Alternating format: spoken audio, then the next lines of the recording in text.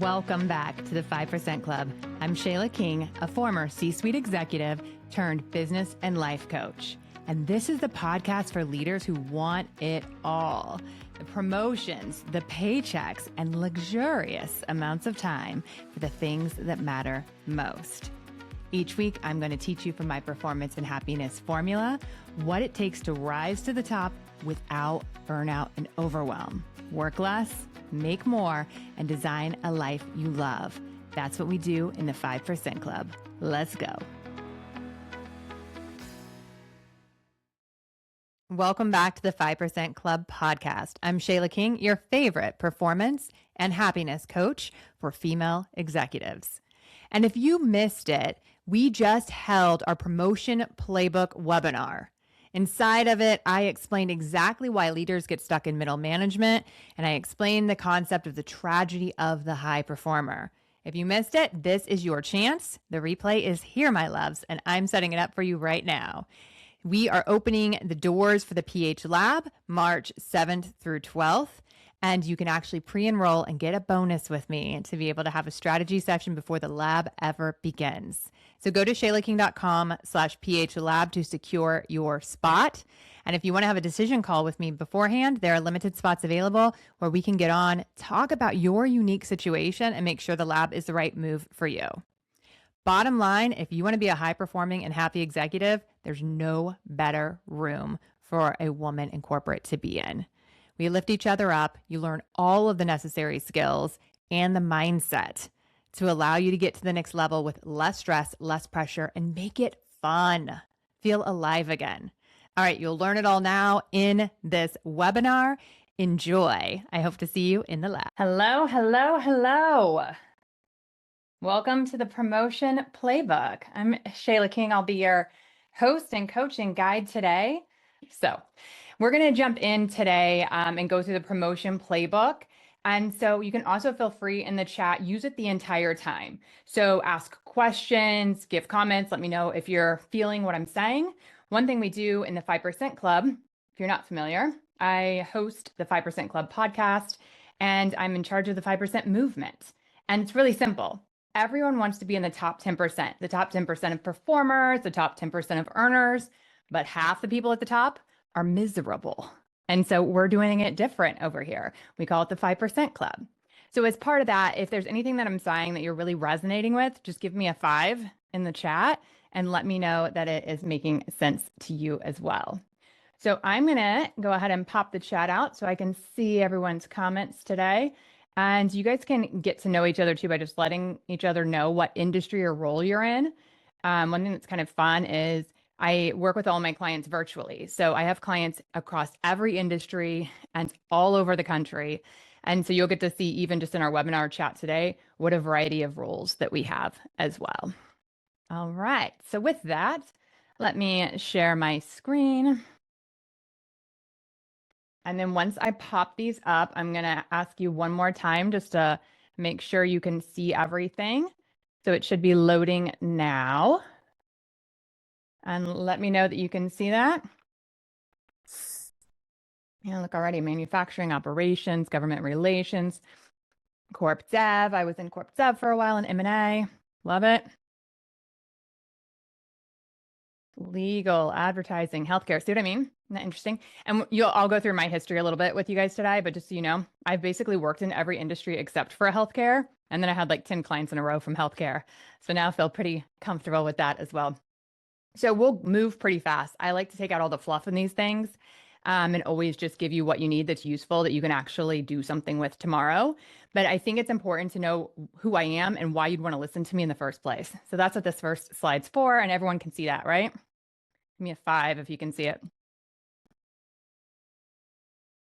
Perfect. All right. So I have been in your shoes. I was a global HR leader, a chief people officer. I worked in mergers and acquisitions, and my job in that was integration. So I was in charge of helping the CEO transition their business over and helping that lead team create a profit. So obviously we had to, win all of our bets, which were always in increasing revenue and decreasing cost, and then actually culturally align and systems align and all of that as well.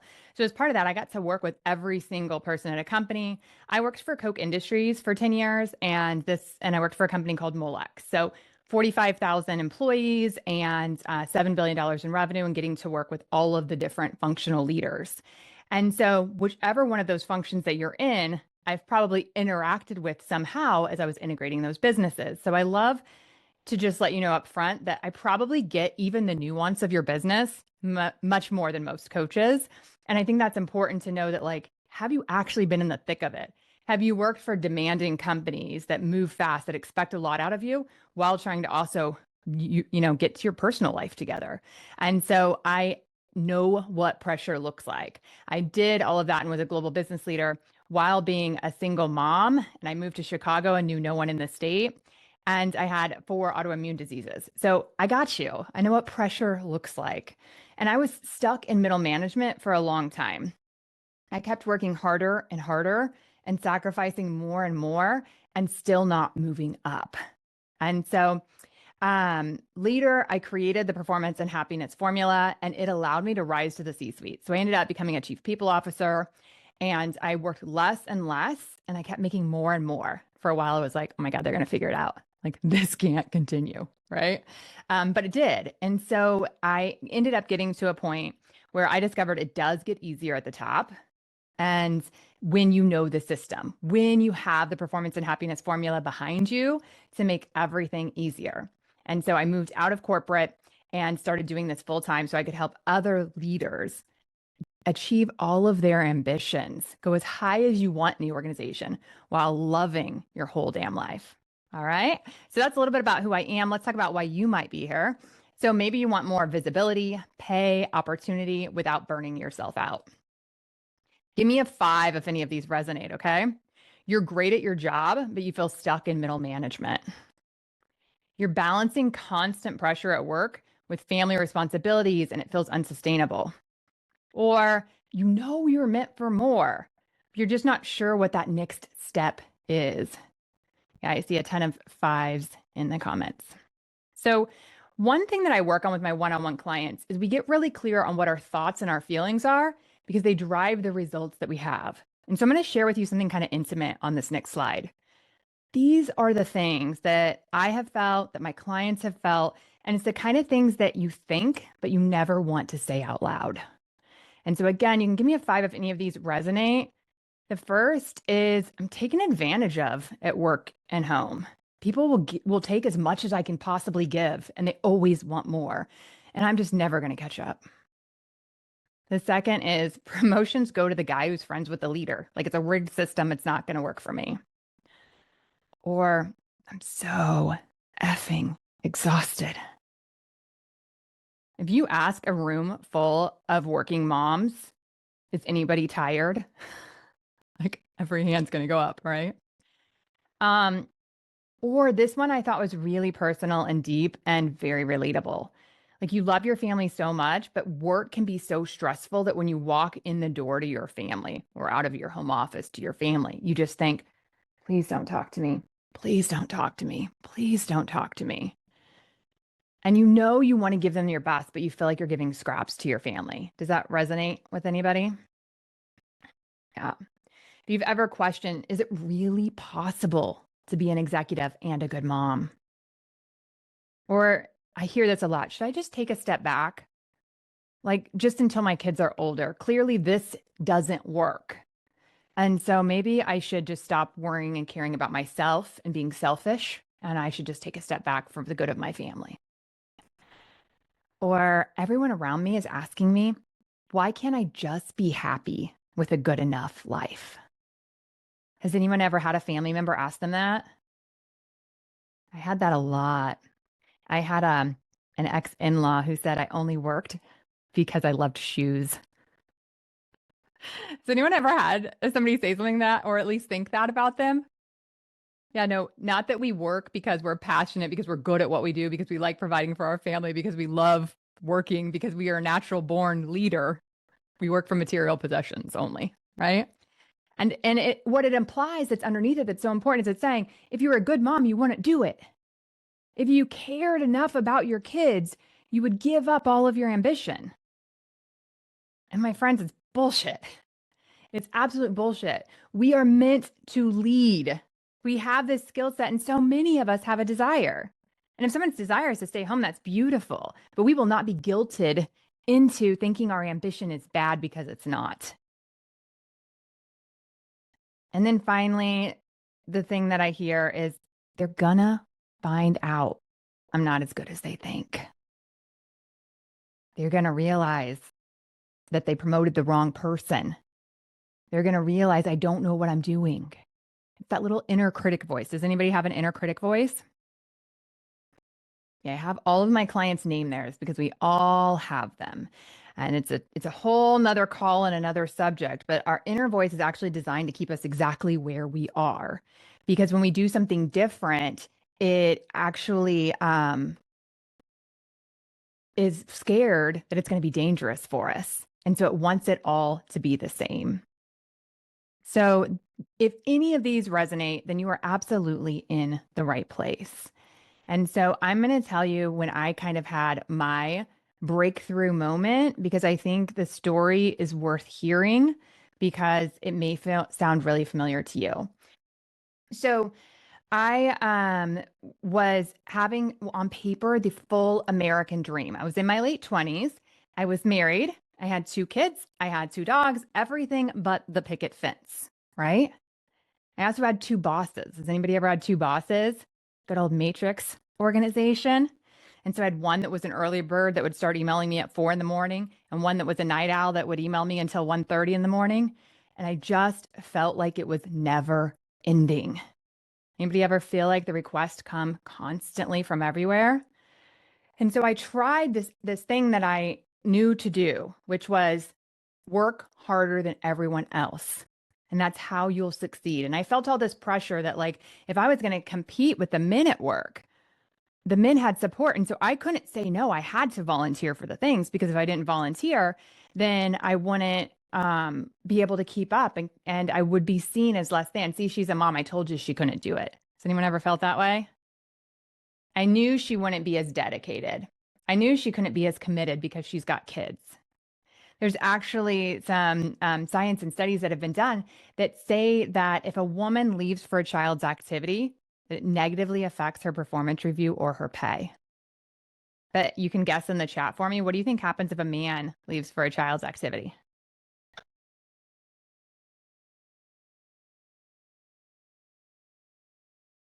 It actually has a positive effect. It's, oh my God, he's the best dad. Yeah, it's so, I mean, it's such a good guy, right? It's wild. So I had that extra pressure of saying, I want to be successful in a man's world. I worked in aerospace manufacturing at the time, right? And so I was like, so I can't say no to anything, and I have to raise my hand and volunteer for everything. And so I was at a point in my life where on paper it looked like I had the American dream, but I was slowly killing myself from being a workaholic and overworking all of the time. And one day I woke up and my arm was frozen like this, like completely frozen. And I made a doctor's appointment. I dropped my daughters off at daycare, and I went in, and he looks at me and he like could not figure out what to do for me. And so he said, okay, Shayla, here's the deal. I'm going to go see another patient and do some research, and I'm going to come back to you. And so just go lay down in the exam room and I'll be back in a little bit. And I said, oh, okay. But here's the thing. I just have this meeting that I need to go to. And so it won't take long. I'm just going to go there and present, and I'll be right back. And I'm trying not to say y'all.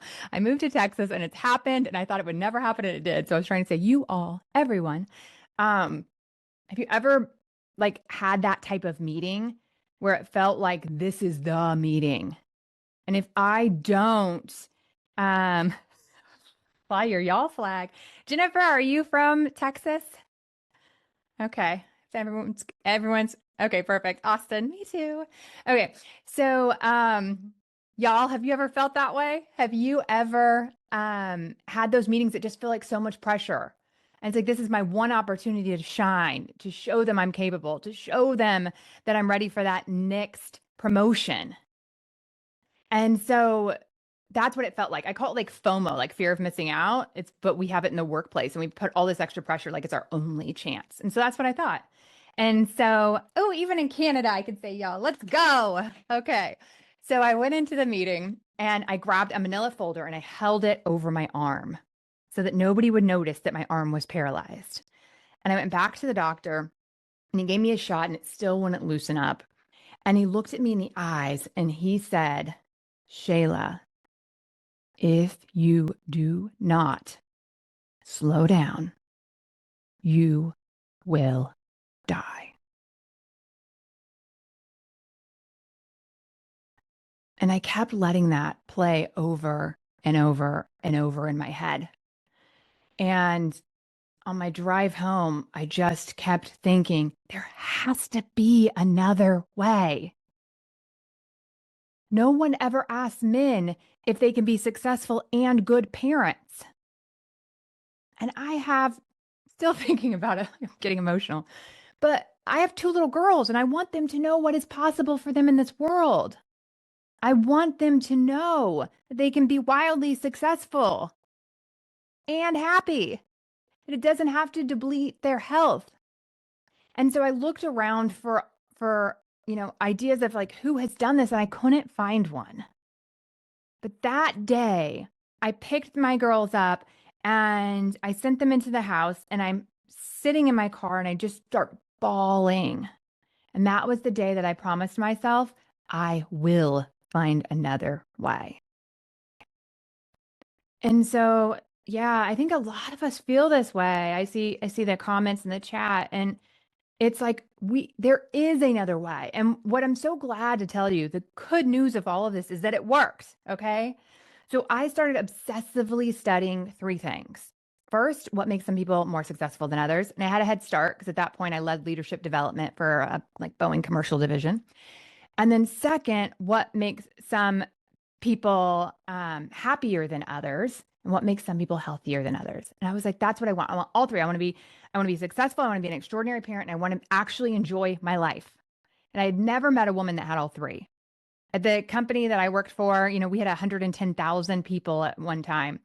And I knew 3 women above me, and 2 of which had stay-at-home husbands. One of which I would say was that I knew personally was an extraordinary parent, was great at her job. She was so exhausted. She completely lost herself. She lost her health, and she was just surviving the day. And so I couldn't find one example of someone who had all 3, especially in dual income households. So how many people here are in a dual income household or sole provider? And I'll share my screen again and we'll keep going.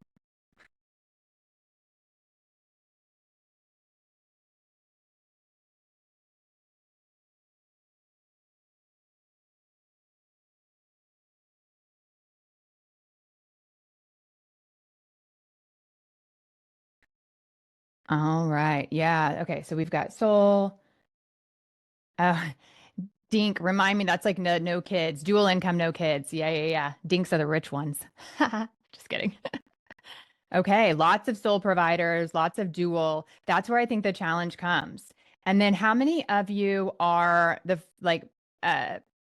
providing a large amount for your family or the primary breadwinner for your family?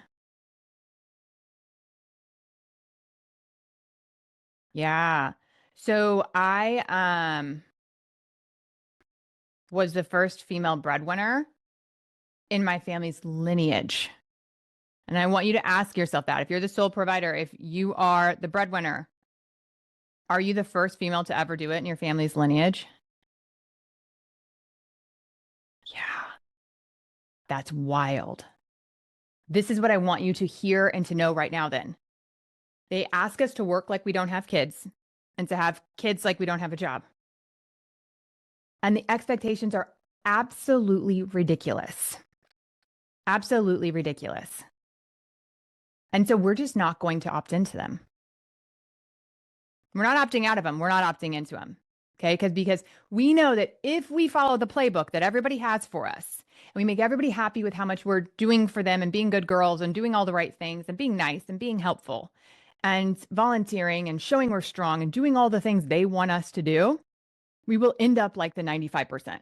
And the 95% are sick, are overwhelmed, feel taken for granted, are spiteful, are sad, and are shrinking. So we're just going to not opt in. And today I'm going to show you how, okay? Who's in? You ready? Give me a 5. Let's go. Let's go, baby. Let me show you what happened afterwards, okay? So I told you I obsessively studied success, happiness, and health. And here's what I discovered. This is so cool. So I told you that I thought it wasn't going to keep working, and it started working. And I was like, wait, this can't continue. They're going to figure me out. Well, I ended up leading global M&A at a $7 billion company. And that's a hard transition to come from HR. If anyone here is in HR, you know, like you usually get pigeonholed in HR. So to actually go run a business is a pretty exciting thing. I worked less than I ever had, ever. I kept moving up and getting promoted and adding zeros to my pay and working less and less. I never missed a child's birthday for a work trip. And one of the things I work with my clients on is really defining what is important to you. Do you love, like I went to one field trip a year and I would never miss a kid's birthday. Those were like things that I wasn't going to have as anything I'd ever break. But I was okay with traveling on my own, right? I remember one of my best birthdays was a business trip in Mexico where a coworker brought a gluten-free cake in for me and the mariachi band sang to me, right? So we get to define what extraordinary looks like, but I help you create that vision for your life and what your non-negotiables are. So I have a podcast you can check out as well. Abby can put the 5% Club podcast link into the chat. So grab that, listen to that. Of course, as a podcast, it's all free, amazing content. But there's one of them that I put out recently on conditional goal setting. That's how to have, yes, I want this, but without that. Like I want to be a vice president, but I don't want my life to look like theirs does because they look exhausted, right? And so it's how we set goals and say, I want this under that condition. Okay. I lost 30 pounds and I've kept it off for years now. I survived a coma. This is a story for another day. But I had to learn how to walk and talk again just a few years ago. And I survived it with a grateful attitude because of this work. I made it to the C-suite before I was 40 and y'all, just a girl from Kansas. I had no connections. I had no Ivy League degree and I made it to the C-suite before I was 40. And it was easier than middle management was. Can y'all believe that? So fun. And one of my clients said, I know you always said it got easier at the top, but I didn't really believe it. But I just interviewed for this role and it just felt like the easiest. Like I just had a 15-minute conversation with a guy and he's like, okay, great. You're going to the next round. She's like, things do get easier at the top, don't they? And I'm like, oh yeah. Oh yeah. I had luxurious amounts of time for myself and my family. I ended up remarrying and I have a beautiful blended family down here in Texas. And now like it is my life's mission. And I am so fulfilled by my beautiful clients. I coach others to increase their performance, their pay, and their happiness. And I love helping women make a shit ton of money. I think nothing bad ever happened from a woman making a lot of money. I feel like I need it not a 5, but like an amen to that, right? So that is what changed for me. And I want you guys to like see some real receipts that it's not just about me. It's like how it works for clients as well. So this is one of my clients, Angela, and she just recorded a podcast with me and talks about all of her money on there as well. And so a month after I helped her know and declare what she wanted, she got a new job offer with a 500K base. So she moved from 310 to 500. And she shares all of this in the podcast. So it's beautiful how open my clients are about where they've been and where they're going and the numbers and all of it. And she's retiring her husband. So exciting.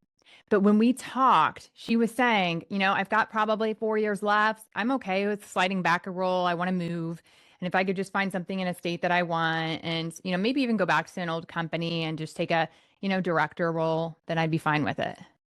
Have you guys ever talked yourself into like, I guess I can like settle for X, Y, and Z as long as I get this? Pretty common, right? And so instead, I reminded her of who she is. I reminded her of what she wanted. And the first job offer that she got was in Seattle. And she had specifically told me, I've lived in Seattle before. I don't like it. I get seasonal depression. And then the job offer comes and guess what she did? She's like, oh yeah. I mean, it'd probably be pretty good. I think I should take it. And I'm over here in her corner going, Angela, you're not taking it. You specifically told me you don't want that. Extraordinary is coming. And I was able to hold that belief for her so that she knew it was coming. And within a week, she got this 500K offer where she can live anywhere she wants in the world. And she just had her first grandbaby. And so now she can be close to the grandbaby, but have that freedom. And she's traveling to really cool places, which is something she actually wanted as part of her job. And so it is out there, it is possible. And that is why I'm showing you these examples. Scott was really fun. So Scott is a controller and he just wanted to make sure that he was the next obvious choice for the CFO role at his company. That was his goal. That's why he came to me. That's why he coached. But what's so cool is that when you talk to him about his favorite wins, and he did a podcast episode as well, he said, I did it for executive confidence and presence. And I got that. But I also transformed my relationships with my kids and I changed my internal talk. I can't even put a price on that.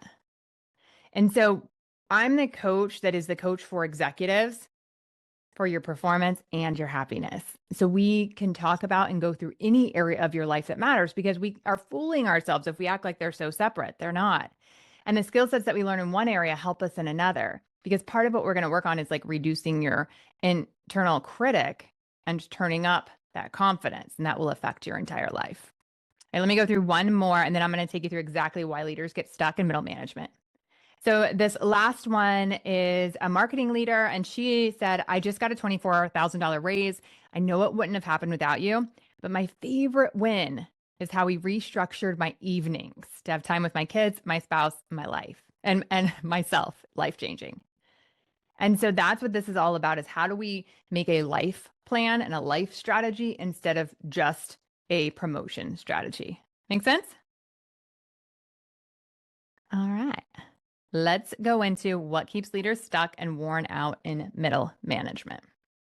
And while I'm taking a drink, if you guys want to share, like, what has resonated with you so far, or what are you really excited to hear about in today's session? And then we'll get going.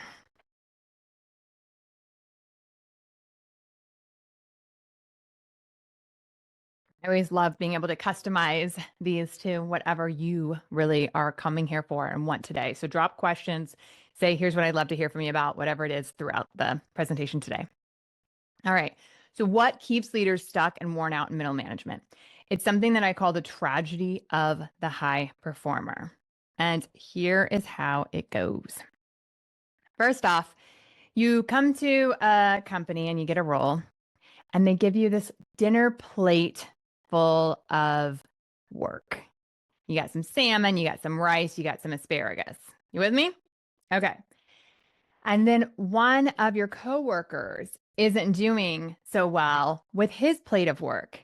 And so they ask you, they say, hey, do you think you could help today? Sam's kind of struggling with his rice. Do you think you could help with his rice? And what do you say? Of course I can, right? Of course I can help with his rice. Sure. Yeah, I'd love to help with his rice. And so you take it on and then you do great with the rice because you can handle more because you're so great, right? So then you get more and then they go, okay, well now Sandy's actually kind of struggling with her asparagus. Do you think you could take it on too? And you're like, yeah. And then they're like, oh my God, she's the go-to. I love her. You get promotions, you get bonuses. Is this tracking? Does this sound like the beginning of your career? Yeah, everyone loves that you're a high performer. So give me a 5 if so far we're tracking on, I came in, I did a good job with my plate. They gave me more stuff. I did great with it. Yeah. And I start getting promotions. I start getting pay. They love me. Everything is great. But then suddenly it starts to change. Yes, without the promotion and raise. Yeah, sometimes you get it, sometimes you don't. But sometimes it starts out really good and you do get it. And then it ends up looking like this. So then, look, there's Doug's plate. Anybody ever have a coworker that has a plate of work like that when you have your plate of work? Yeah, you get more work as a reward for good work. Exactly. And so now sometimes that tiny little plate on the side is getting paid more than you or has a title above yours. And you're like, what in the world? Why are they getting paid more than me and they're barely doing anything? And then, my friends, you keep getting more because now you're the go-to person and you keep getting more and you keep getting more. And you want to see what you look like? This guy. Does that look familiar? Yeah, you end up with so much on your plate that then it becomes exhausting, that then it's hard to actually keep up, that then you're no longer enjoying the work because it feels burdensome. Yeah. And guess what? For some reason, the promotion slowed down and those bonuses slowed down and even the compliments slowed down. So this is what happens. At first, you're praised because everyone can count on you. You get the job done. You work so hard. You're so dedicated and so loyal. You're hardworking. You're passionate. That's how everybody sees you. And then over time, when you get to those platters, you get stuck. You get stuck in middle management. You're seen as a doer. And you get so much done that no one knows what to do without you. No one wants to do what you do. They're like, oh my God, I can't replace her. If I replaced Kaylin, I'd have to replace her with 2 or 3 people.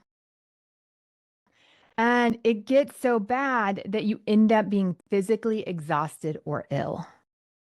Give me a 5 if any of this sounds right. Yeah. It's because what got you here won't get you there. We have to learn a new skill set. And that's what I'm going to take you through today, because they end up saying, I've got to keep her in this role because she's our workhorse. I know that sounds rough, but that's how they're thinking about it. And I can't lose her. And she's kind of exhausted and like barely holding on. I can't really give her something bigger. We can't put her on that strategic project because she has too many other things that we need on her plate. And so what most leaders think they're stuck and exhausted is they blame it on something external around a bad company, a bad boss, people taking advantage of them, like in that example, or I just haven't had my big break yet. It's coming. And we get so much of this. Have you ever been tapped on the shoulder and they're like, oh yeah, no, we're going to put you in the next round of that leadership program. Oh no, it's coming. And you've said, hey, I just saw that John got this new role. I didn't even know that role was available, was going to be posted. Do you have any feedback for me? Like, what could I do to get the next one that comes up? Now, this I really want to know if you've experienced. And the leader says something that goes something like this. Oh, yeah, no, yeah, John, that just came up and that just happened. But you're doing great. You're doing great, Sarah. Just keep your head down, keep doing good work, and good things will happen. Has anybody had one of those generic, keep doing what you're doing, good things will happen? Yeah. It's coming. It's coming. And just you feel like you're almost like strung along. And also you're like, no, I want real feedback. I want a plan. And I want you to tell me what to do. And I'll tell you guys, it's so funny. In marketing, it doesn't matter what you're marketing, but like a lot of coaches, if I ever get anybody to like help with marketing for my business, every time they want to do a line, it's like, it's not your fault. It's just da da da da da. And I was like, don't speak to my clients like they're victims, because they're not. My clients are smart women who say, no, obviously there is a problem. I want to know the plan. Is that you? Are you like, yeah, stop telling me that everything's going good and nothing is my fault, because I want to know that I can do something about it, right? I want to know what a plan is to go forward. Yes, give me real feedback, please. Give me something specific. I've had some people that say that on their consult call alone, they got more feedback from me than 7 years with their boss. And sometimes bosses don't give it to us for a variety of reasons. Sometimes they don't like confrontation themselves, or they don't want us to be angry with them, or they think we're sensitive and so they don't want to give it to us. But like, tell us, we're strong enough to handle it. Just tell me what we need to do. So that's what I'm going to do with you. If I have your permission, that's where I'm going to go today. Are we good for that? All right. So here's why you're actually stuck. First of all, it's results. You're missing some executive skill sets, and I'm going to take you through exactly the ones you need, and you can self-evaluate which one you think is the biggest lever for you, okay? The second is relationships, and I think I saw this asked earlier as what some people wanted to cover today. It's a lack of image and exposure, because it doesn't matter how good you are if they don't know who you are. The third is rituals, a lack of emotional regulation and energy. What I mean by that is, remember when you have that plate of work and do you think anybody at work can tell that you're tired? Do you think any of your coworkers can tell that you're overwhelmed? Yeah, we like to think that we're keeping it all inside and trying to manage it without anybody noticing. but they probably can. Yeah, of course. And so we have to learn how to have that emotional regulation and energy, because if we don't have it, then they're not going to think we're ready for the next promotion, right? If they don't think we have the capacity and the emotional regulation to take on something new, we need them to see us like, oh yeah, she could manage any team. I could take her from here and I could plop her over there tomorrow. She doesn't get stressed. She handles her business. She has a plan. She has a strategy. That's what we need them to be able to see, right? And then the fourth area is your mindset. So still thinking like the 95%. And I'll help define that and what I mean by that more. But it really is about how we're going to opt in, and we are going to think and feel differently about things than most people do. All right, let's go. We're going to go through each one of these: results, relationships, rituals, and the 5% king mindset. It's everything you need to be a high performing and happy executive. And I'll give you a quick before and after. This is Ambrosia. She was a VP of healthcare, and I'm going to show you how these solutions relate to real life problems so that you can, as we go through them, kind of pinpoint what it might look like for you. So first, Ambrosia, my lovely client, had not taken lunch in 7 years, literally not once. She felt drained when she came home to her family. And I do, just so you guys know, I do coaching with individuals who want to invest in themselves. And I do some coaching for companies that have executive coaching programs. It's about 70-30. About 70% of my clients want to invest in themselves and are sick of waiting on their company. And so I always honor that with a 50% discount off of the executive prices. And so in her case, her company had brought me in, and she had requested it and her company approved it. So it was company sponsored. And so she said, I found this coach. I want to work with Shayla. Can you sponsor this? And they said yes. And so her CEO said that he wanted her to improve in her executive presence, being more concise and being more strategic. So one of his examples was, she'll say this will just take a second, but then it will really take a really long time. And a lot of senior leaders want you to speak with less words, more impact, right? So the solution for Ambrosia is we started with results and worked on executive essentialism because she was so overwhelmed. So a lot of clients coming to me are like, my biggest concern with starting the program is that I can't handle one more thing. I can't have one more thing on my plate, right? And so the first thing we actually do is we take things off of your plate, and I teach you to stop volunteering for things. And so executive essentialism is really the focus on the disciplined pursuit of less. So we do less things, we do them really well. We get really clear on what our organization values, what they pay for, not what they just are grateful for, and what they really use to move you to the next level. And so that's the first step. And then relationships is really around boundaries. Does anybody have like a team that is interrupting you all day, every day? As soon as you try to like lock in and get something done, someone is sending you a Teams message or a Slack or stopping by your office or calling. And it's like, I can never get my own work done because somebody needs something from me constantly. That was one of the areas that we really worked on with Ambrosia. And then rituals, it's that physical and emotional energy. She used to be a pretty like hardcore athlete and just let the day-to-day expectations of others come in and take over. And she had really stopped doing her regular practices.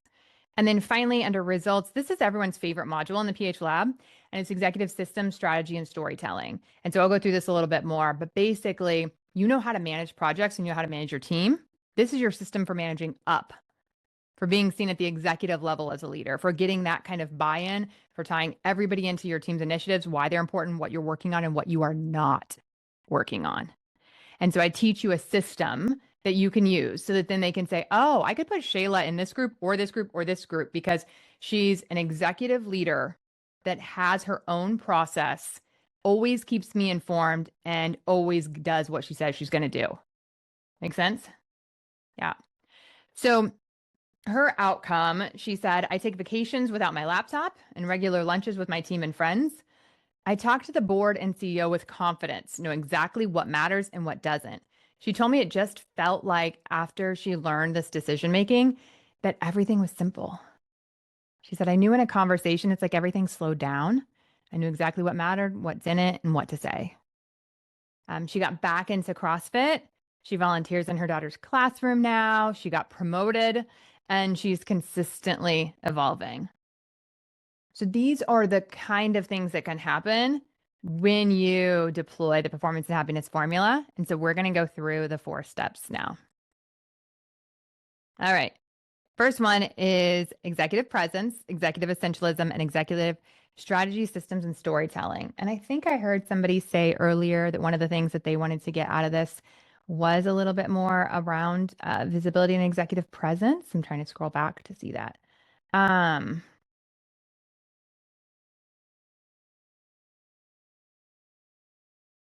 Yeah. So the first one, executive presence, is the one that I'm going to give you something that you can use immediately with. So I want to talk about a little guy named Eager Eddie. I'm sure you have all seen an Eager Eddie before. I want you to imagine you're in a conference room and Eager Eddie is at the front of his seat and he's leaned forward and he's just ready to jump in at any time. Have you ever seen an Eager Eddie before? And you're like, can anybody finish their sentence before you try to jump in? And he's just like kind of nervous and on the edge of his seat and gonna jump in. And he has to jump in because he has to what? Prove himself. He's waiting for that moment to show that he's smart. And I think we all have a little bit of Eager Eddie inside of us because we feel that pressure and that like FOMO I talked about earlier. We're like, no, I don't get invited to these meetings that often. When I go, I have to show that I should be there. I have to impress them. Does anybody feel that need? I have to impress them. Give me a 5 if you've ever seen an Eddie, if you've ever been an Eddie.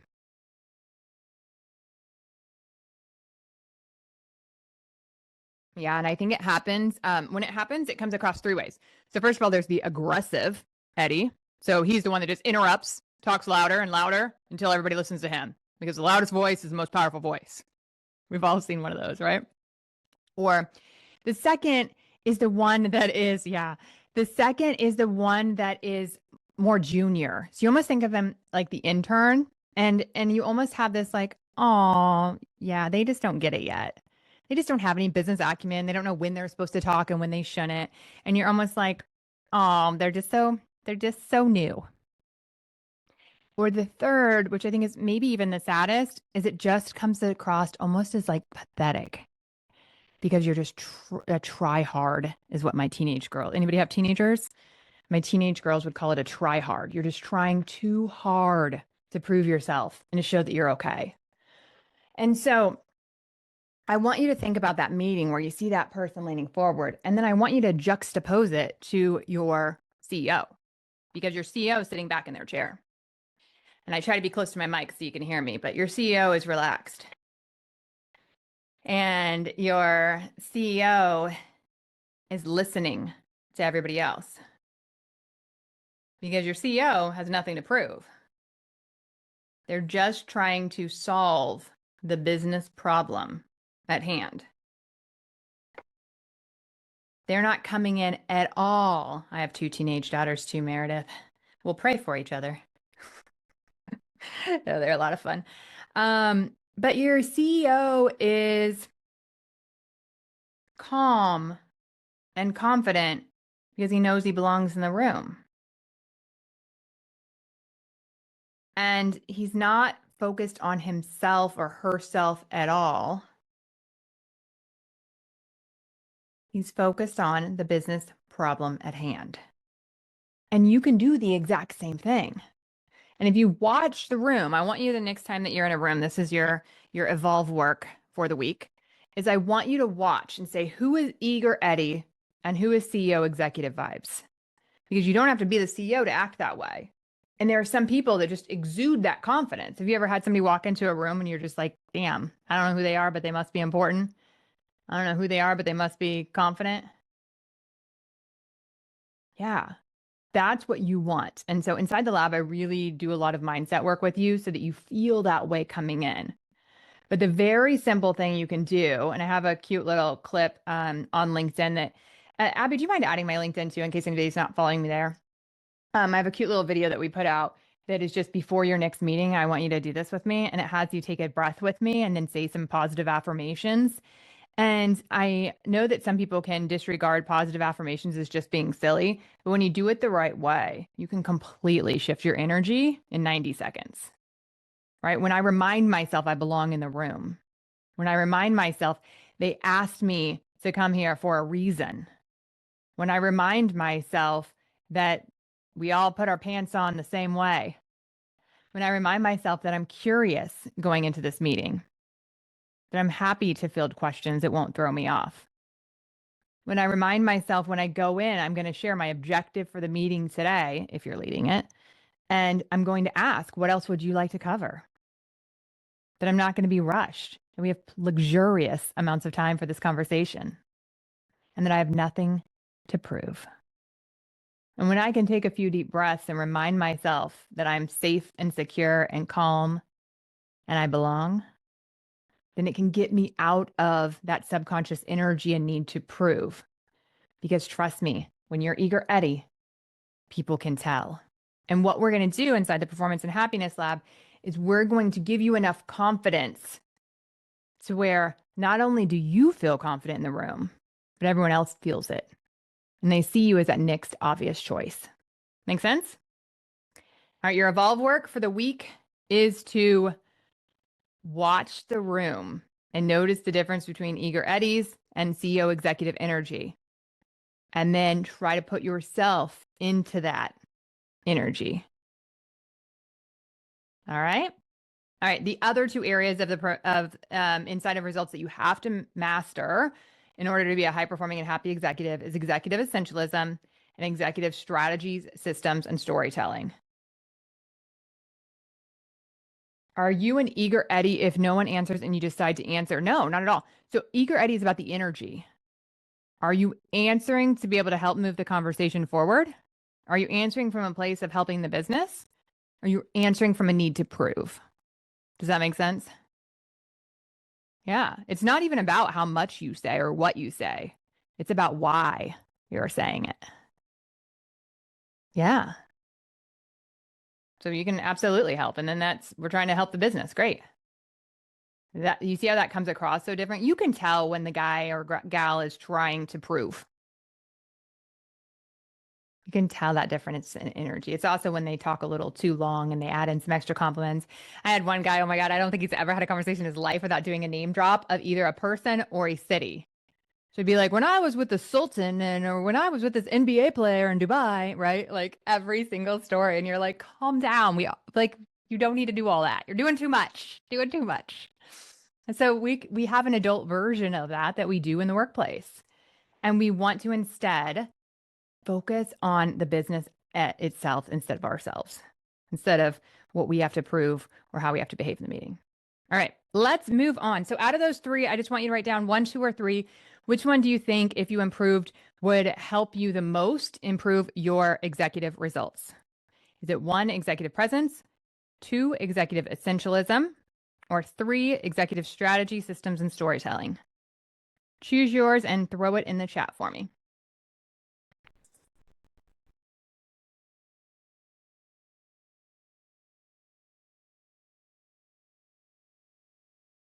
All right, a good mix. Yeah, and one of them might help you get promoted more, and executive essentialism is the one that will make you like your life more. All right, let's go on to relationships. So executive, and I will say that the third one, a lot of you guys put 3, that executive strategy, systems, and storytelling is always the module in the PH Lab that people are most excited for. And so everyone's like, why can't we do that the first week? And I have everything in a beautiful order for you that I'll explain. But that is the one that people get most excited for because it's a different skill set. It's a different skill set than you've had in middle management. Everything we do in the PH Lab is an executive level education. So these are not things that you would have ever gotten in a generic training class, in a management training class. This is executive level systems and executive level coaching. And so that one, I think everyone really values because it's just a different type of training than you've ever had before. All right. Relationships. So it doesn't matter how good you are if they don't know who you are. We do 3 things in relationships. We cover executive networking, boundaries, and personal relationships. Because a lot of executives that I work with feel like they have let their personal relationships go by the wayside and they want to improve those, whether it's with your family or friends. And so I actually do some fun work with clients too on finding like girlfriends and saying, you know, I haven't had hobbies and I want to feel like I have a full life again. So we do a lot of those things. But the example I want to give you really quickly today is around how roles are actually decided. You guys want to hear that? How promotion, a little behind the curtain, how promotions are actually decided. All right, here's what it looks like. So I'm in a lead team meeting and a leader says, oh, hey, Brian's leaving. And everyone goes, huh, Brian's leaving? Man, that sucks. Where's he going? The competitor. Huh, that sucks. Who do you think you're going to replace him with? That's how long it took. How long was that? 5 seconds? And then you know what he's going to say? I think Mike. Yeah, Mike told me that he is ready for a VP position, and I think he is. So all of us leaders in the room go like this. Mike, yeah, I think I could see that. I think Mike could work. Yeah. Cool. Okay. All right. So Brian's out, Mike's in. Got it. And then the meeting adjourns. And someone goes, oh, wait. HR is going to make you post for the role. You know that, right? Oh, yeah. Okay. So make sure you post for the role and then just tell Mike to apply. Does that sound familiar? So now Lori looks at the role and she goes, oh my God, I'd be perfect for that role. And now Lori has 45 minutes to unseat Mike. Mike, not only did the boss say he's the right guy for the job, but all of his peers did too, and his boss in that meeting. So Lori has 45 minutes to say I'm a better fit as an unknown character. Do you see how hard that is? Yeah. So what we do here is we proactively develop your network. Most women keep their head down and do a great job, but we have to work harder than men at building our networks and much more intentionally. You know why? We're not invited to golf and to the bar for a drink and to go watch the basketball game. We don't have as many conversations about NCAA. One time when I was at M&A, I hosted a team building event, and I told the guys that since a female was hosting it, they weren't allowed to talk about college basketball at all. It was not allowed to be a topic of discussion. Just because, I mean, that was the primary discussion topic, and then it was so hard to even be engaged. And so, Kayla, I'll get to your question in just a second. It's just really important to know that we do not have equal access to informal mentoring and networking. And what happens is when a leader wants to hire somebody for a role, I don't think it's like nepotism, or at Boeing, we had this funny saying, it was called FBI. It's friends, brothers, and in-laws. You guys ever heard of that? I don't think it's quite that. I think what it is that everyone wants to be successful. And when you want to be successful, you want to choose somebody that is a known entity that you trust, that has a track record for success, that you think will be easy to work with, and you think will make you look good. Does that make sense? Give me a 5 if that makes sense, that might be their decision process. Yeah. The problem is they don't know us enough to trust us enough, and they don't know our capability to know that, of course, we'll come through. Does that make sense? So we have to have a playbook for this. It won't just happen. We have to be very intentional with the network that we build. And so that's what I teach you inside of there. I teach you the exact relationships that you need with mentors, connectors, coaches, promoters, and decision makers. And we actually build out a spreadsheet of exactly who you're going to talk to and why and when and how you're going to follow up. Because if it matters, you'll do that, right? A lot of people are like, for relationships, that sounds weird to have like a process. If it matters, we'll build a process because we care about it, and things that get measured get done. And we have that accountability for it. Make sense? So I want you, and then I'll come back to the question that was just asked. So, but give me 1, 2, or 3 out of relationships which do you think is the skill set that if you enhanced would make the biggest difference for you to be an executive? Executive networking is 1, boundaries is 2, or personal relationships is 3.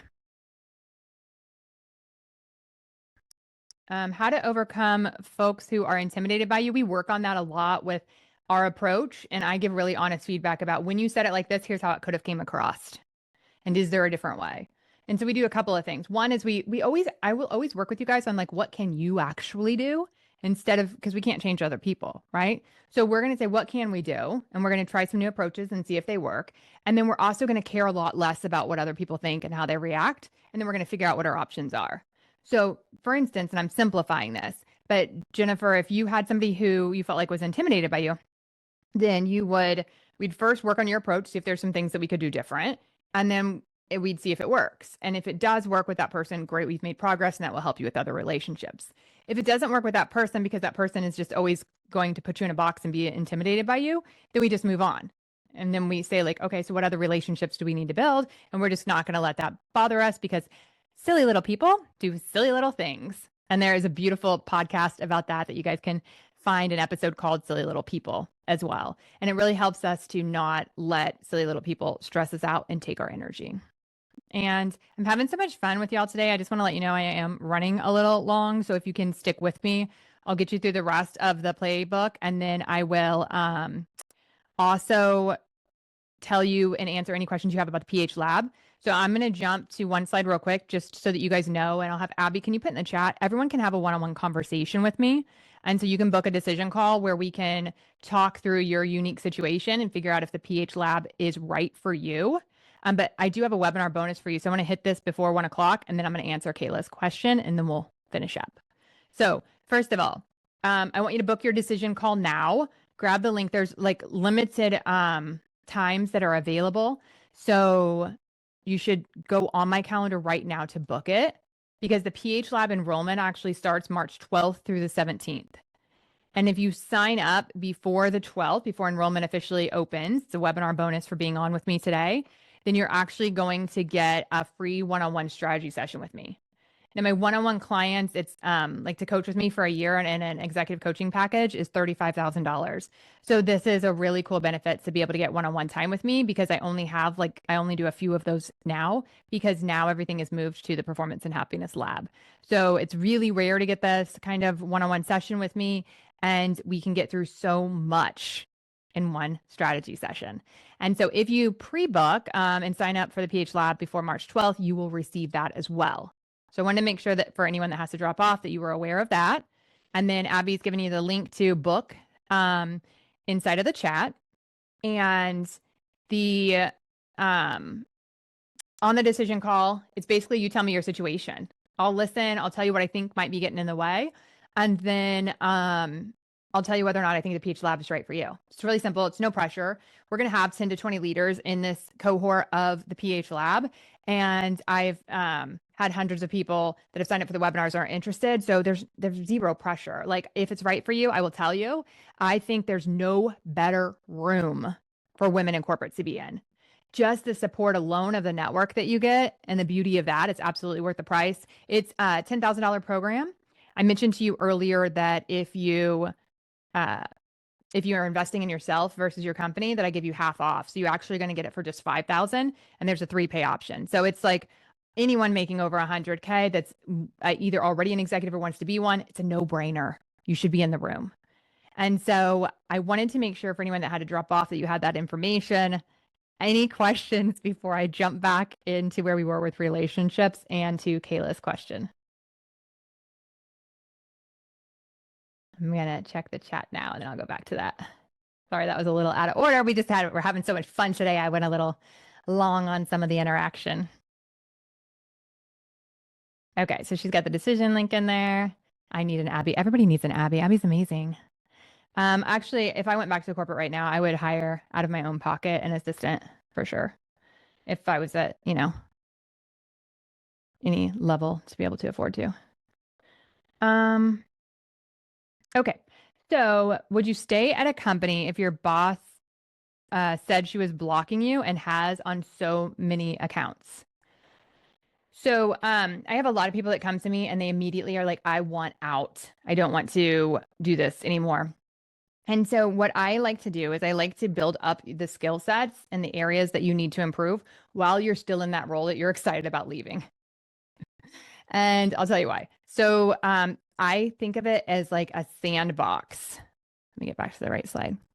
I think about it as like a sandbox. So it's your area to improve your essentialism. It's your area to improve your executive presence in an area where you can test things out. And if they don't work out, it's no big deal because you're planning on leaving anyways. Does that make sense?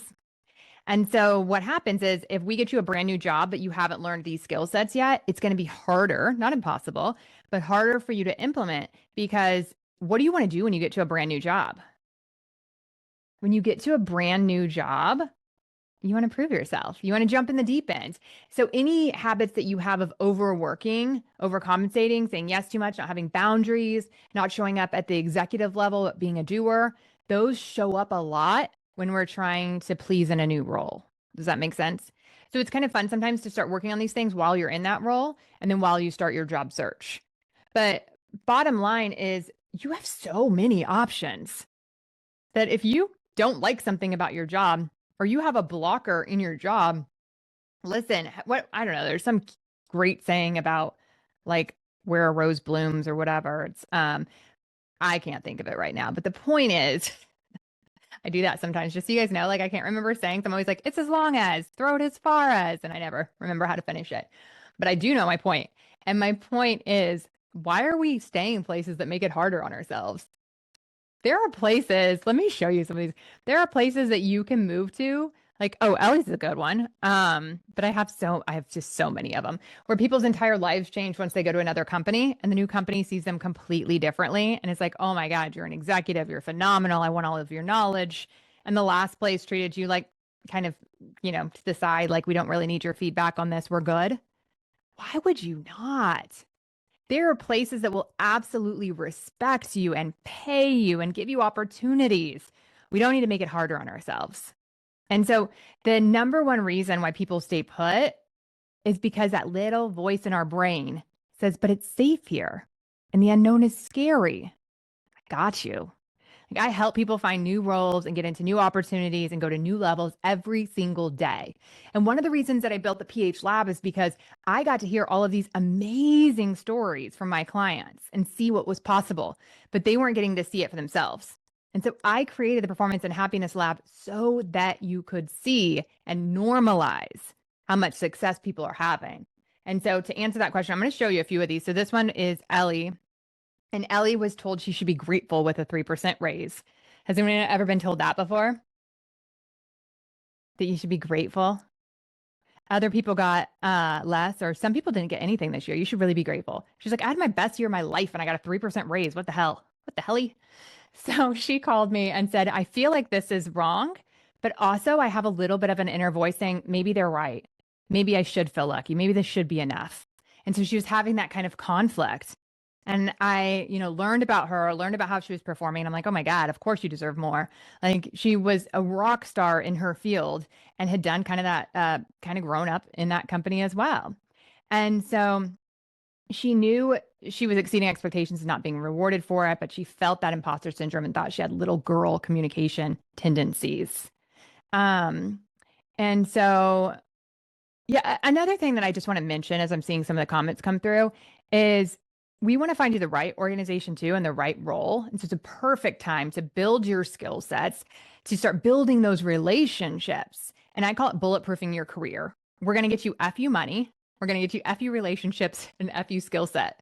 And when you have all three, you don't have to stress or worry anymore. Like you'll have a soft landing no matter what happens. Because almost all of us get laid off at some point in our life. I've been laid off before. I've had an entire Fortune. I worked for a Fortune 50 company that went under, right? So like things happen, but we can proactively give ourselves so much optionality. And you all told me earlier in the call that most of you are providing for your families.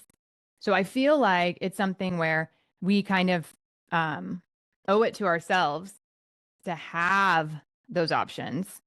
And the amount of ease and support and confidence and surety that it gives us when we know we're going to be okay no matter what. God, it's a beautiful thing to have that security. It's a beautiful thing to have that security. And again, it's FU money, FU relationships, and FU skill set.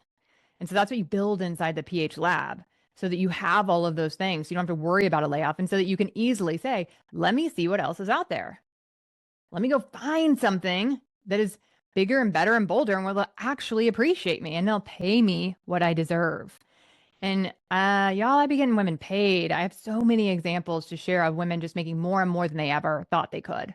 So with Ellie, for instance, she said that she also thought she had little girl communication tendencies and she lacked support from her circle. She said, I have very few friends that get it. And I don't know if any of you feel this way as well, but do you have very few friends that are in the same type of role as you? Sometimes maybe it's a stay-at-home mom or a teacher or a realtor, and they just don't understand the pressure that comes with corporate America and being in senior roles and having to present to the CEO and having work travel that you don't have much flexibility on. Does anybody ever feel that way? Does it ever feel lonely? Or like, I don't have anybody to brag to. I just got the biggest bonus of my life and I don't have anyone to tell because my friends don't make as much as me. Yeah, give me a 5 if that sounds right. So yeah, lonely and no one to brag to. And that's really what we built this room for, is we wanted you to have an entire community of women that are like, hell yeah, let's go. And they want to hear all of that.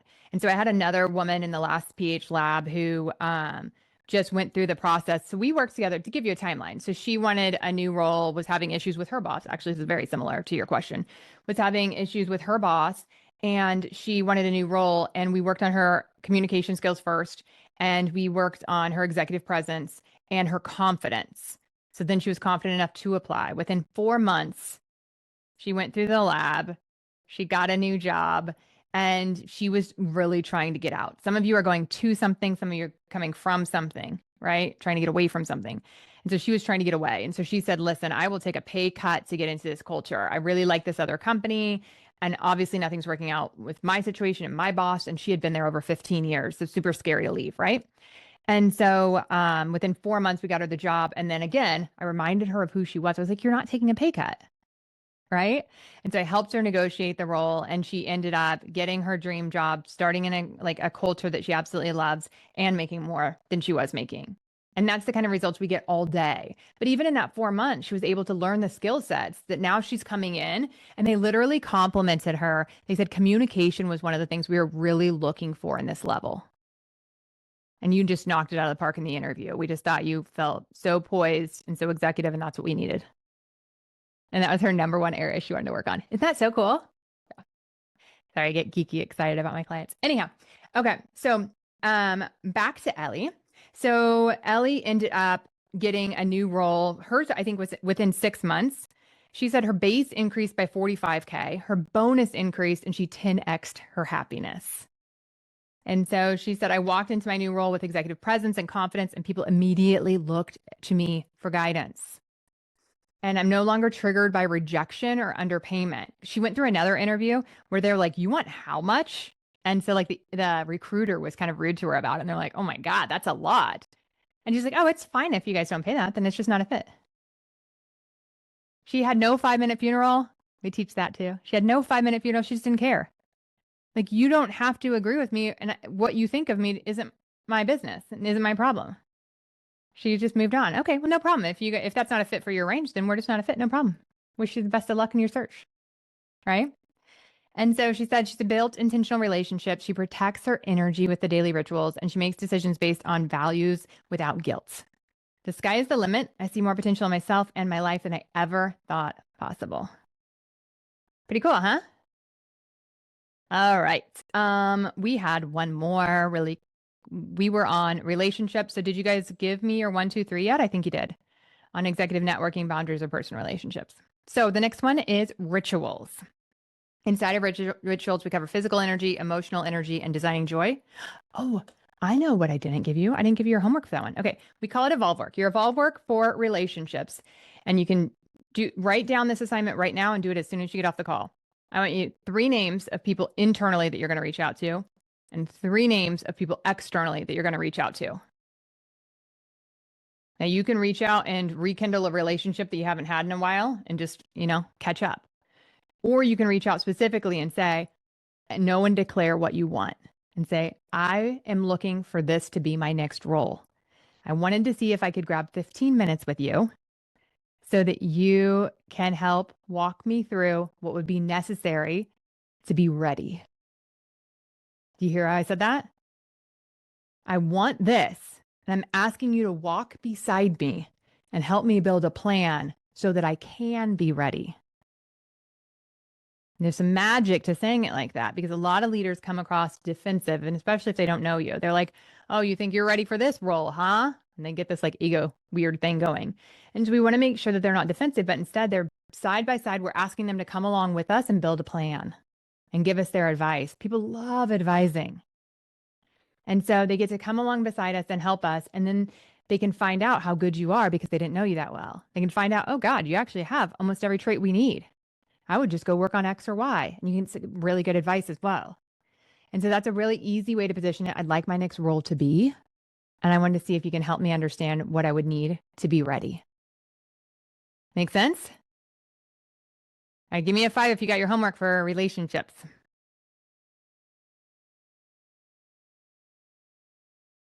Perfect. Let's go to rituals. Rituals. Physical energy, emotional energy, and designing joy. A lot of my clients say, Shayla, when you told me about designing joy, I thought you were crazy. I don't have time to think about joy in my life. I am trying to survive. But we get there. And as we keep making your life easier and taking things off of your plate, it allows you to think about it. No, okay. So I got distracted by Elena's question. No, I don't think you're implying that you aren't ready. You're wanting to know what their expectations are for the role. Right? So I really want to meet with you to see what you think it'd take to be ready. And then they say X, Y, and Z. And then you're like, I have X, Y, and Z. Perfect. I'm ready. Great. When do you think an opening will be? Right? So it's more about like, I'm really curious in what your standards are and what you think good looks like for the role. It's curious in their opinion. But you don't have to try to like push and prove too much. Build the relationship first, and then they'll get to see what all you have. You don't have to do it in one 15-minute conversation either. That's just the warm up. That's just the starting to create a relationship. Good follow-up question. Okay. So physical energy, emotional energy, and designing joy. We talked a little bit about this earlier, but if they think you're already exhausted and you're already tired, then they're not going to give you the role. So what we do is we actually create your exact recipe to be happy and high performing. And most people go their entire life without figuring out what their exact recipe is. And one of my clients was telling me about how she was like growing seedlings. And as she's growing the seedlings, she keeps figuring out and toying with different things to figure out what's going to work. So obviously there's too much water, not enough water, too much sun, not enough sun. But there was even things like it was growing up too high without having strong enough roots. So they had to like put a fan on it so that they would grow stronger roots. Y'all, I'm not into this kind of stuff, but do you see where I'm going with the analogy? We spend more time figuring out how to make these plants healthy, how to give them the energy they need to thrive than we do ourselves sometimes. And so in here, you get to slow down to make your own personal recipe for health and happiness. So we do that with physical energy. We do that with emotional energy. And I really teach you how to not let the workplace BS bother you. And so it's so freeing when we stop caring what other people think. It's so freeing when we just move on and keep going forward. And it allows you to work less and less and get more and more done when we take out some of the emotions behind it. And that's what we cover in rituals. So give me 1, 2, or 3. Which of those 3 do you think if you worked on would help you improve the most? Physical energy is 1, emotional energy is 2, or designing joy is 3.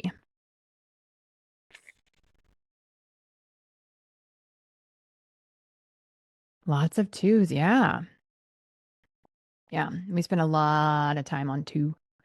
And you'll see as well how it works in the mindset and intertwines. And yeah, let's add in some joy. Let's go, Melissa. All right. And here is 3. Oh, wait, homework. For this one, all I want you to do is give me one thing you could do today to add in a little joy. Simplest evolve work ever. One thing today that could add in a little joy. It can be something really simple. I have these coffee cups that I'm obsessed with. And every time I make my coffee in the cup, I just get so happy. And I like think about how grateful I am for my life. So happy. Okay.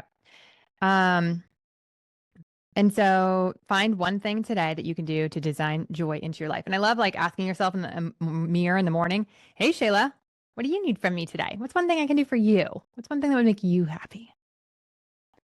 All right. And then finally is the 5% king mindset. And this changes your entire life. Like, that sounds dramatic. It's not. If you look at the testimonials from my clients, this is life-changing stuff. And that's why I said, I went through a near-death experience. When I say near-death, like I was as close to death as possible. I had stroke, seizures, heart failure, coma, pneumonia, was airlifted from one hospital to another, put in a hyperbaric chamber. Every doctor and surgeon said there's nothing else we can do for her, just pray. And it was after a freak medical accident. I was 39 years old. So just a couple of years ago. And I was able to come back from that and learn how to walk again and talk again without ever feeling resentful, without ever feeling angry, because it was a medical mistake that was made, right? From just a like good old regular, pretty simple thing that shouldn't have happened. And so I was able to use what I had changed in my mindset to not be resentful, to not be angry, to not feel like this shouldn't have happened to me, to not feel like I had this huge loss, but instead to say, damn, I'm happy I'm alive. I'm so blessed and lucky that I'm alive, right? So exciting. And so this mindset changes the game for that. Yeah, I saw a comment, I'm 62 and I think I'm stuck. Nope, never too late. And this is what is so fun is I help you learn how to get that passion back, get that rigor back for life, that vigor, and be able to say like, I'm going to blow my own damn mind with what's possible. My client that just made that 500,000, she was a couple years from retirement. And instead of going backwards, she goes, you know what? Why don't I show up? Why don't we have some fun? Why don't we go see what I'm made out of? That's the kind of energy we're bringing. It's so freaking fun. Thank you to whoever said happy almost birthday. My birthday's tomorrow. Yay. Okay. So we're going to learn the model, which is the most impactful tool that will tell you why you're getting any results you're getting and how to change it. High value cycles and low value cycles. You'll learn how to recognize when you're operating at your best and how to shift when you're not, and when to let go and when to take charge. So the low value cycles is really important because as humans, when we fail, we go into a shame spiral and it takes us a while. We go down pretty deep. We go down pretty far. We feel bad about what we did. We're embarrassed. We have all these emotions and feelings. And then these thoughts that we add into it that tell us that we're not good enough. We shouldn't have ever tried. Why do we do that? We're so stupid. That's embarrassing. And it takes us a while to get back out. And then we don't want to put ourselves back in that situation because it causes pain. Is everyone tracking with that? That's kind of the normal human experience. And so what I teach you how to do is I teach you how to not go as low for as long. And so we're able to say, yeah, I mean, life's going to keep happening. I'm proof of life happening. Life's going to keep lifing. We're not going to go as low and we're not going to go for as long. And most of the time, we're going to be able to do it without shame, because shame only slows us down and it makes our lives feel really shitty. And so I'm going to help you eliminate all of this unnecessary pain. And then you're able to just keep going and going and going. You're going to learn how to do uncomfortable things. You're going to learn how to, have fun with it. We gamify a lot of it. That goes back to me saying like, who am I made out of and what is possible for me? And being able to know that and have fun with it instead of being like, oh my God, I failed. That was so embarrassing. Why did I ever think I could do that? And so we're able to just get up faster and faster and faster. And then has anybody heard of the Mel Robbins book, Let Them Theory?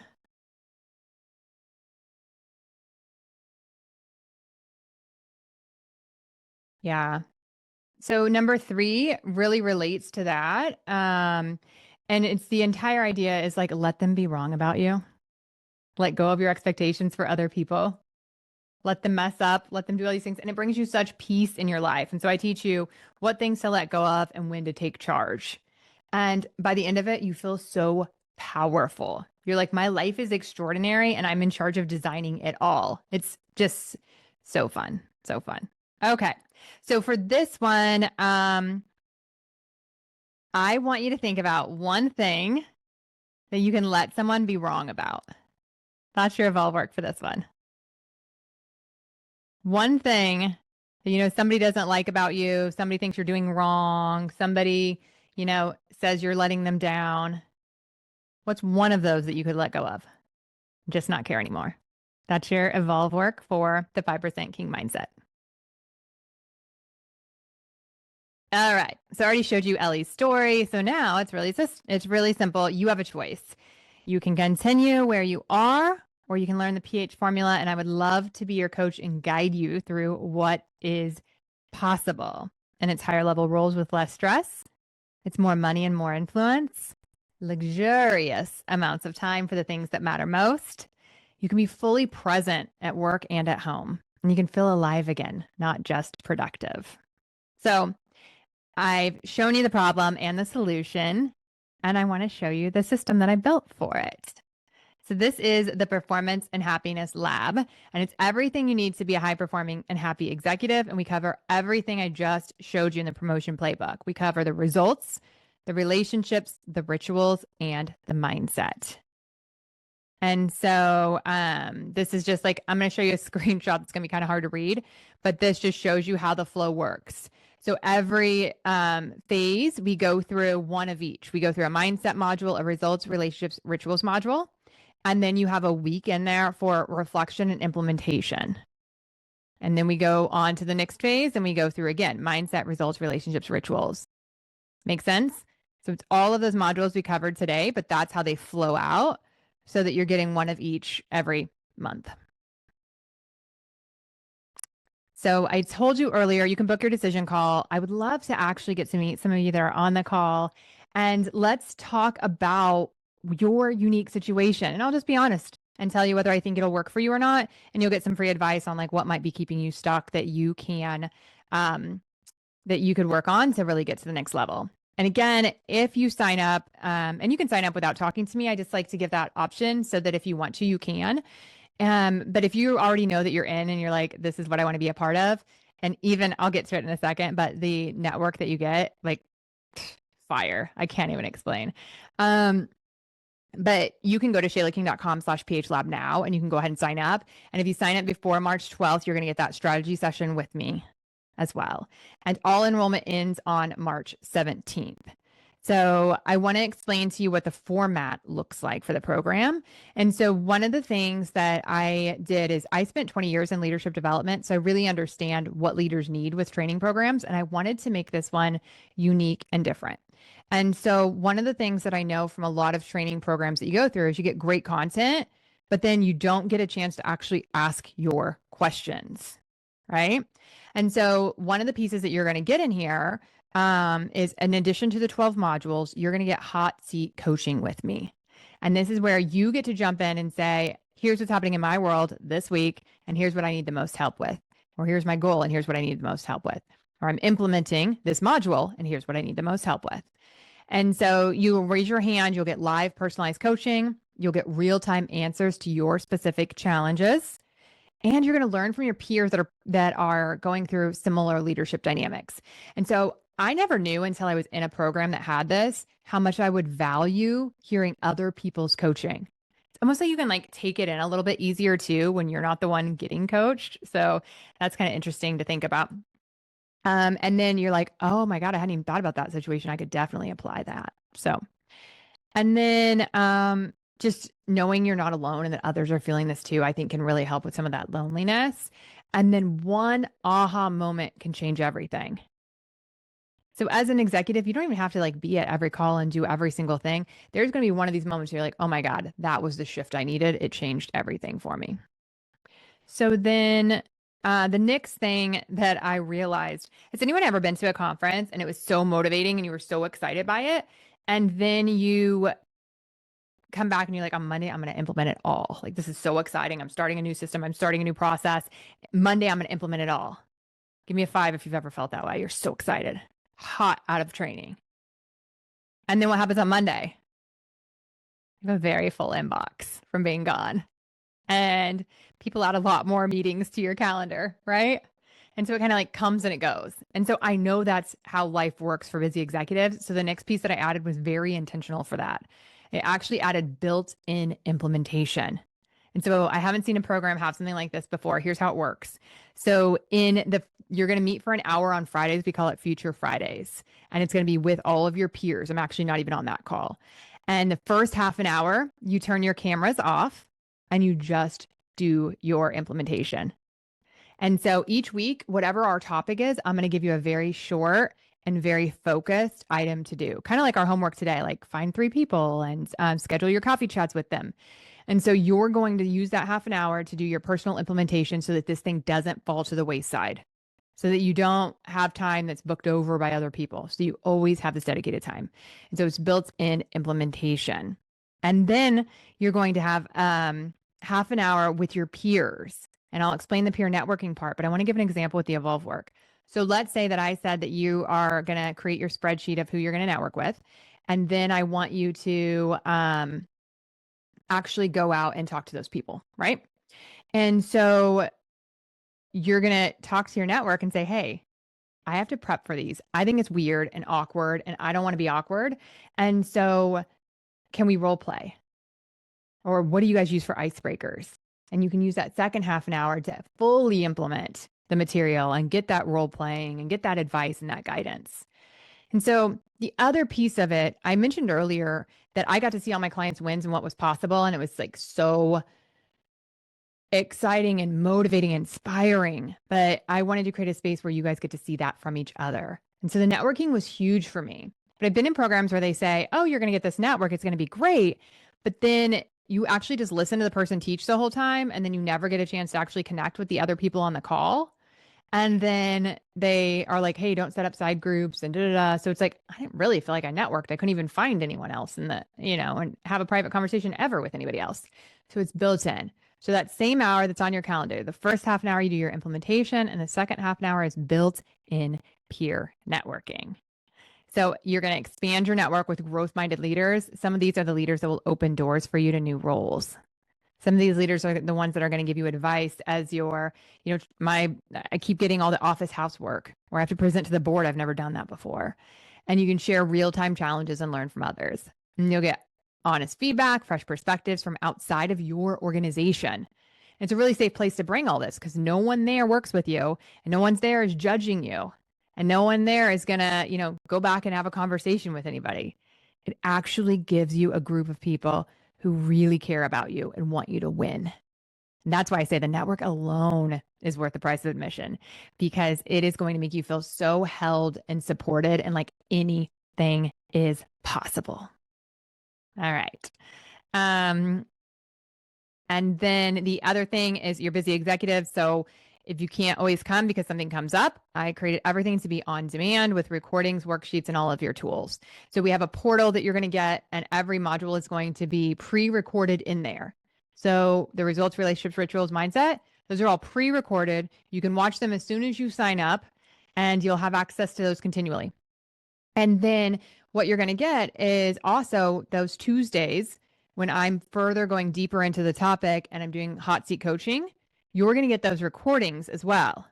And so you'll be able to listen back to those as well if you're not able to make the call if something comes up. But we keep them at the same time every single week so that you can lock them in your calendar and block them off, and that can be your time. And the one question that I get a lot is, I'm so worried about the time. I'm already so busy. And so I did a podcast recently with a director, a VP, and a CEO that was in my last PH lab sharing their experience. And so you can hear them directly talk about how life-changing it was for them.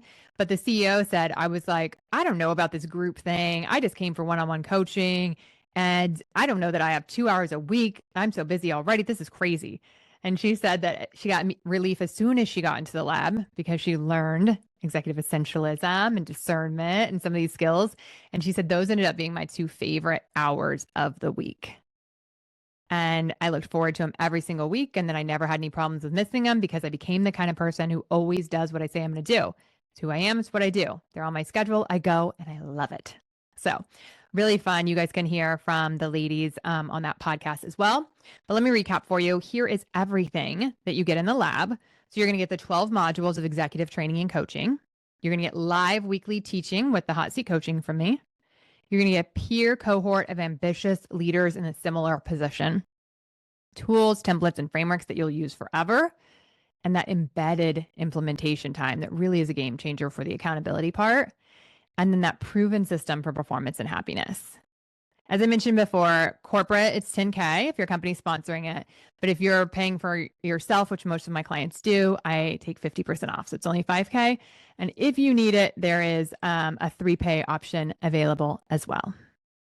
So I'm going to show you the weekly flow, and then I'm going to pause for any questions that you might have.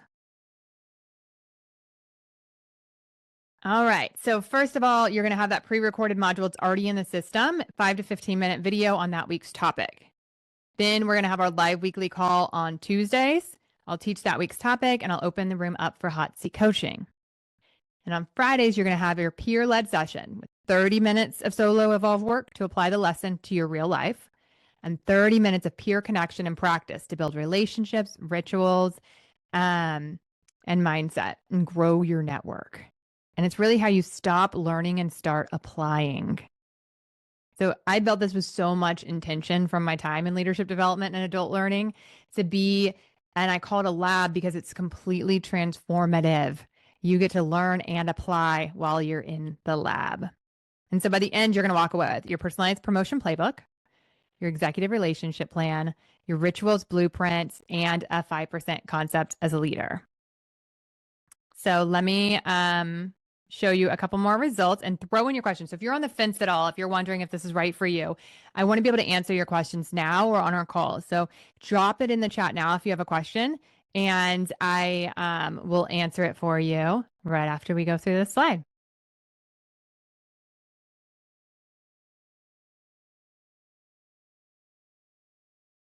Oh, one of the questions that I get, is it for only women or women and men or what? So I like to say it's for powerhouse women and a few good men. And so we do have one man who has signed up that is in the pre-enrollment, and we'll probably have a couple of more. Really, the only men that I let in are people who get it and are okay with being in a community that's mostly women, and that we're not apologizing for anything, and we're sharing our real lived experience without any explanation. Make sense? And so,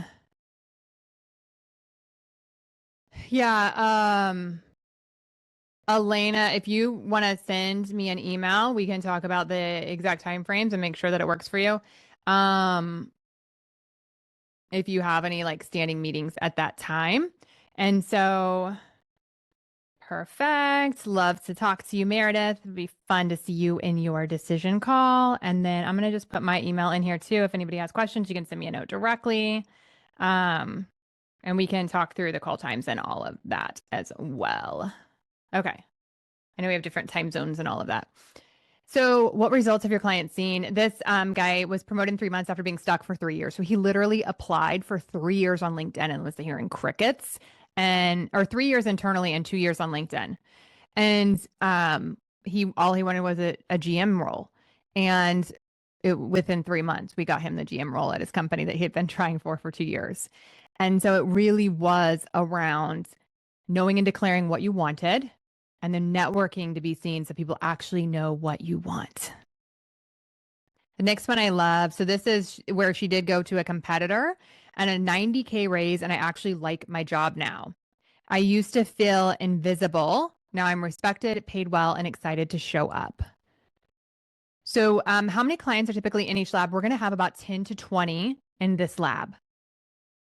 And it works. It's a really nice number to give you a big network of other leaders and still allow you to have time to have your questions answered when we have the hot seat coaching. And I will say, unfortunately, not everybody raises their hand for hot seat coaching. So I'm always the type that I encourage you to come get what you came for. And I always raise my hand when I'm in a coaching program. And so you can raise your hand and get coached every single week. And one thing that's really fun is I am known for being able to coach so deep and so quickly. So my one-on-one sessions that I mentioned earlier, I do it's like $35K for the year. Those are through corporate executive coaching packages. We meet for 30 minutes a week. So never an hour, because we can always get what they came for and get through a topic in 30 minutes. And so when we coach on these calls, it's like 5 to 10 minutes and it fully covers whatever your area was. So it's pretty awesome. And then let's see here. I feel calm when I talk to the board and my CEO. So some of it is like not just about a new job and new pay, but also like, how do you feel while you're doing it? I'm present at work and home. My whole life's better. Love that. I'm joyful, I'm prepared, and I am in control. No words can describe the transformation since working with Shayla. I'm the best version of me I've ever been. I do really feel like it's like a secret that I have, and I want to share it with everybody. But the before and afters are just extraordinary. It's just women that are like lit on fire at what's possible, and their lives. It's like the burden and that big heavy thing on your shoulders just like melts away. And I watch these women like do more and more and more than they ever thought possible while enjoying their whole damn life. So fun. Oh, I forgot to talk about immersion week. Yeah. Good reminder. So immersion week is how we kick off with a lot of energy. And so it gives us momentum from the very beginning. So the very first week that we're together, we're actually going to meet over lunch every single day. And during that time, you'll get crystal clear on your next level vision. Because some people are like, I don't know what I want to do next. We'll identify the exact areas holding you back and use that PH assessment to be able to say, here is my exact goals and what area I'm going to work on the most under results, relationships, rituals, and mindset. And we're going to jumpstart your momentum and getting to know each other in the group so that you really have that camaraderie from week one. And so it's something extra that I added as a bonus to let you start seeing results immediately. And then let me see what other questions have came through. Okay, what levels? So this comes through a lot. I would say the majority of our leaders are directors, VPs, and C-suite leaders. I do think it's appropriate for some senior managers. And I think it would just be, do you feel ready for an executive role? And have you been highly performing in middle management already? And if you've been a high performer in middle management and you just haven't figured out like how to get your break yet or how to build those relationships yet, then yes, I just want you to know that it will be executive level conversations and coaching. So you have to be ready for that. This is not at all built for entry level management conversations. It's not built like a regular training course where like, the executive presence module is not about like stand with your hands like this, right? Like there is some body language stuff that we'll go through, but this is executive level training. So as long as you are comfortable with that, then it could absolutely be a spot for you. So just send me a note if you're wondering about that or grab a time with me. And we'll go through your role and what you've done and if it feels like the right fit for you. I've also had doctors and attorneys in the program as well. And those are often people that are like running businesses, but they weren't taught the business side of it. So they're like high level professionals that need these skill sets. Great question. Yeah. When do we start? Yeah, good question. So we're enrolling in through March 17th, and this cohort is going to start March 30th. So if you want to feel a change that actually impacts 2026, this is your cohort. So get in now. It starts March 30th, and they last 4 months because you're going to have those 4 subjects, and then you're going to have a week to implement. 4 subjects, week to implement. Then we'll have off for like, the 4th of July or whatever. Okay. So yeah, again, it's not a teaser course. It's everything that you need to elevate your results, relationships, rituals without burnout. And it truly is so fun to meet every week with other leaders who are doing that exact same transformation. So if you haven't already, grab your decision call before they're gone. You guys are the webinar that I'm having before we go live on the 12th to the public. And so you want to grab and schedule that call now before the time is, before the slots are all taken. But you can also email me. If you just have a quick question, just want to email me, that's totally fine too. And of course, if you're a quick decision maker like me, I'm always a quick decision maker. I'm like, I'm in, let's go, baby. Let's do this. Then you can just sign up now. You don't have to have the call first. As long as you're in one of those roles, and this is the content that you're looking for. So we want to make sure that there's alignment with your expectations. So it's director, VP, C-suite content, and we will perform and move at that level. And so as long as you're good and ready for that, perfect. I do spend some time talking to everyone about how they show up in the container. And I think that's important to know. And one of the conversations that we have is that this is not a place that we go to like bitch and moan and complain. We will bring real issues. We'll talk about real things. We won't act like everything is rainbows and daisies. But when somebody brings a challenge, if you have already worked through that challenge, then you can absolutely add your advice and your guidance. If you have not, then I'll coach them and we'll get through it. But what we don't want is I know it sucks when your boss gives you all that work. It's like, there's plenty of places that you guys have to moan and groan and like get that camaraderie. A lot of times as humans, we're seeking that camaraderie. Like, you get what it's like. Isn't this bad? And like, you want that empathy. But in this group, we move forward. So this is all about taking things to the next level. And so if that's the kind of conversation that you itch for, is like, I want to get out of the conversations where people are complaining and I just want to get better, improve my life, and evolve. That's who this is for, right? So it's for winners. And one of my favorite quotes is that not every athlete has a coach, but every Olympian does. So if you really want to be at the next level, if you're really trying to live a different lifestyle and get different results and better results and prove what you're made out of, that's who this is for. So go ahead. If you're on the fence yet, if you haven't booked your decision call or you haven't signed up yet, but you're still wondering, like, could this be for me? Throw your question in the chat. Let me know why. Let me know what is lingering in the back of your mind, because I just want you to be a clear yes or a clear no, one way or the other. And here's a few more pieces of examples. And you'll see, like, my clients are from every different industry. Oh, that's a question. Yeah. Let me see this. Yeah. Who will be in the lab? Let me show you real quick. And then I can show you some more testimonials if you're interested. Okay. Who will be in the lab? Female corporate leaders, male leaders with dual income families, doctors, attorneys, surgeons. And they come from companies like Coke, McKesson, Ernst & Young, NetApp, Safran, Molex, Spirit, Georgia Pacific, Kaiser, Wayfair, and other nonprofits and startups. So if you're not familiar, there's a lot of Fortune 50 companies in there. Coke's the largest privately held company in the U.S. Georgia Pacific is now private as well, so you may not have heard of all of them. Spirit is now Boeing again, so that would be Boeing. Boeing got sold, or Spirit got divested and then acquired again. So that would be Boeing. So we've got aerospace, we've got manufacturing, we've got consulting, we've got healthcare, we've got technology, a little bit of everything. And then let's talk about the roles. So they work in all the industries I mentioned, including AI, data centers. And then their roles are operations, HR, finance, engineering, strategy, supply chain, IT, marketing, and clinical leadership. So some of everything. But what they have in common is they run strategic initiatives.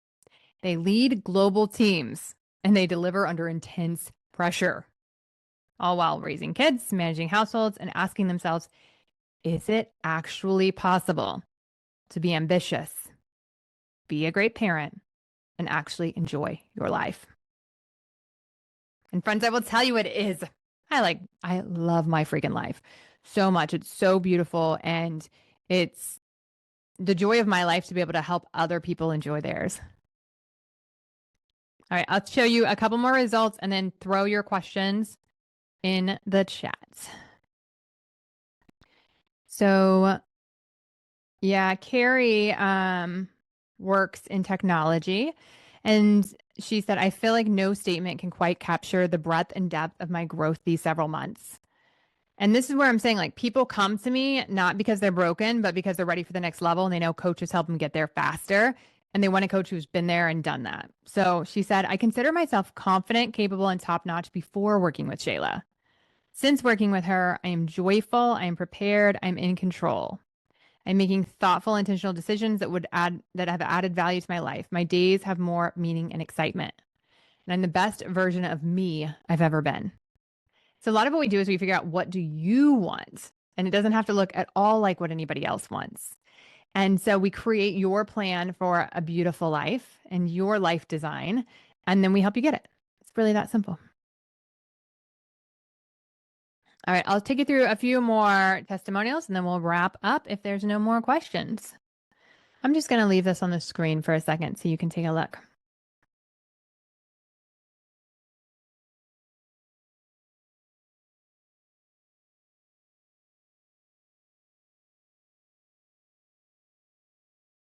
I love this one. First week of working with Shayla, and I didn't work this weekend, and I didn't feel guilty about it. Less hours, more impact. That's what I'm learning. Yeah. See how it's like the first week. So we make those changes immediately because one of the biggest things of the leaders coming in is they're like, I'm so exhausted, I can't do one more thing. So I know that. So I help you clear it out first. We get rid of the overwhelm first. So then you have the time and the mental capacity to learn the new skill sets that you need. But we first make your life easier. And then thank you for helping me with the confidence to know I could be successful at another company. I never would have dreamed I'd make 80,000 more overnight. Work less hours and love my new team members. Thank you for coaching me to blow my own mind. I tell I use that a lot. I feel in control of my schedule, more confident with executives, and like I found myself again after a month. I love it. Yeah, I like keeping the receipts because I want to make sure that people know what is actually possible for them. And it's not just that I turn my life around. It's that leader after leader after leader has gotten to experience the same. And it's the magic of the performance and happiness formula. It really, truly is a system that changes everything. All right. If you haven't already, book your decision call, send me an email, or get signed up. And I will see you inside the Performance and Happiness Lab. I'll stick around if anyone has any personal questions that they want to stay on for. But everybody else, we will be dropping off now. Thank you so much for joining today. It's been my pleasure to chat with you.